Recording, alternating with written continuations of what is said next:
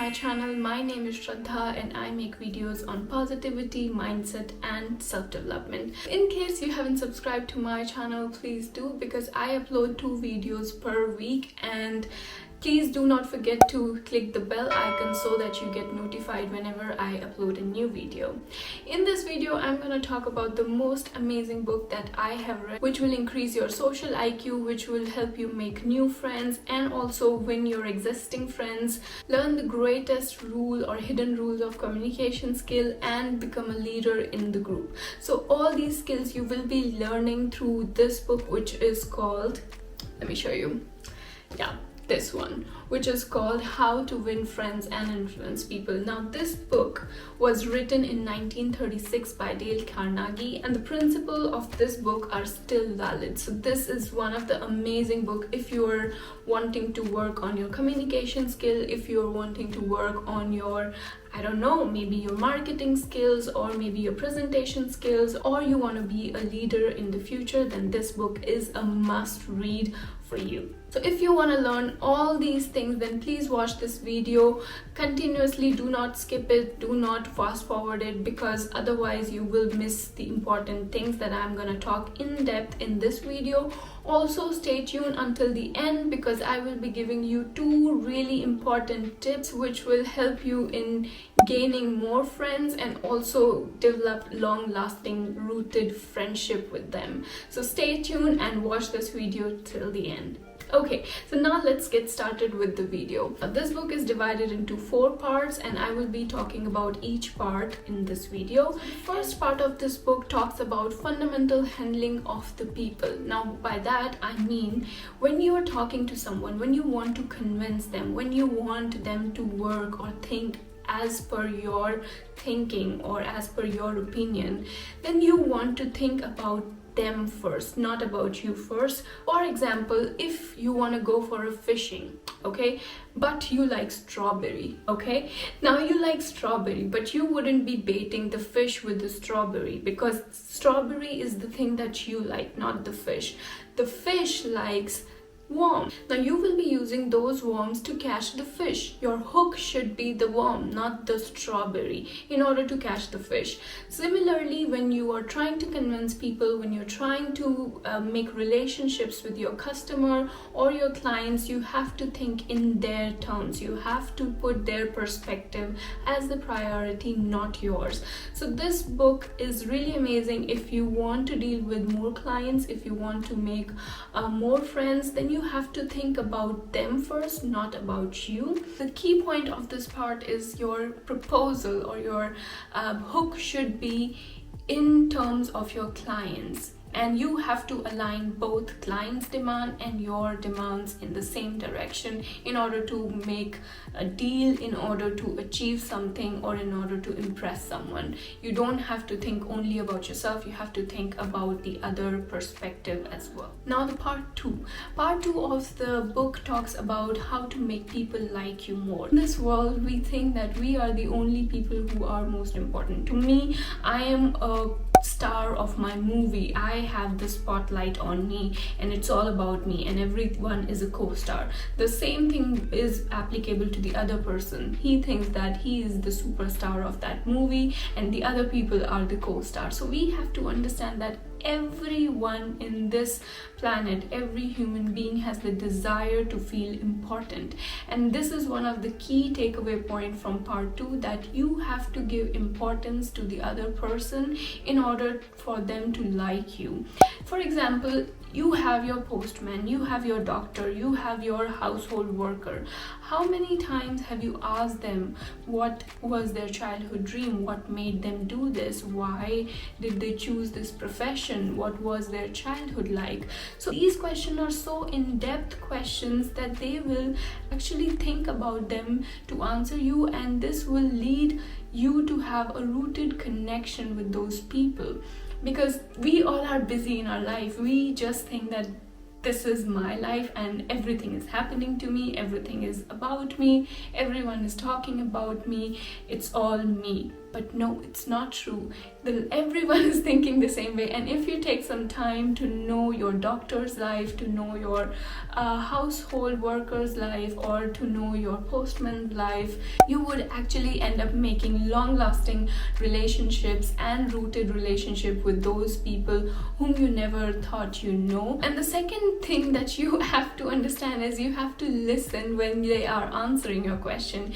Sometimes we are so consumed in our own thoughts that we do not actually pay any attention to what the other person is saying. We are so much consumed in ourselves that we just want them to stop the conversation so that we can snap in with our statement or with our next question. Please do not do that. Be a good listener. If you're a good listener, or if you develop this habit of good listening, you would be amazed to see how much people are interested to talk to you, because everyone has got a story.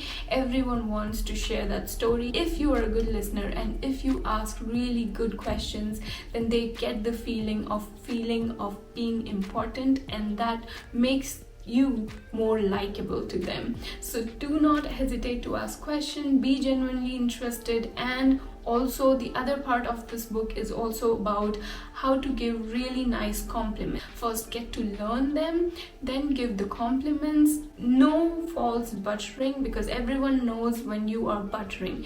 Be genuinely interested and be genuinely complimenting on someone's work or someone's appearance, or some genuine compliments.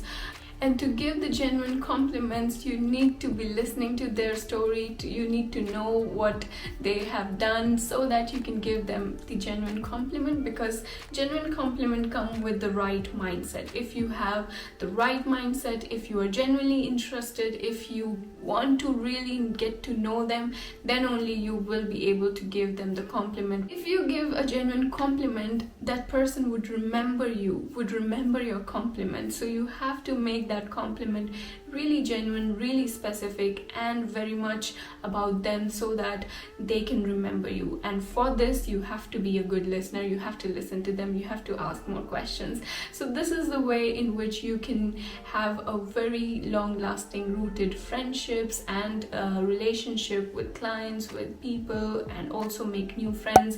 If you go on a date, you can ask questions which will end up in having a great conversation. And also you can maybe you can find a really amazing partner for your future life. So you never know. So just be genuinely interested in other people's life. Ask them about their hobbies, about their interests, and so on. The third part of the book talks about how to make people to think the way you are thinking. Now, this part also has a lot of chapters, but I will be talking about one takeaway thing that I like the most. Suppose you have committed a mistake. You made a mistake and now you have to tell the person that you have made it.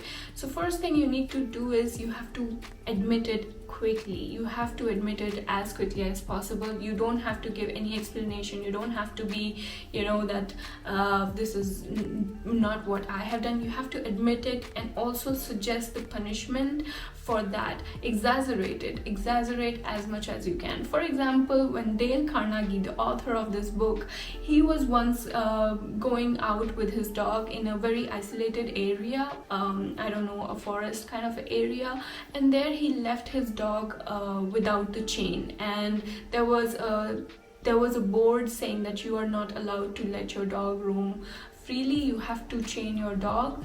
And then the police saw him and he warned him that you have to chain your dog. But Carnegie said that this is a small dog. I don't think it will bite anybody, or anybody is actually in danger because of this dog.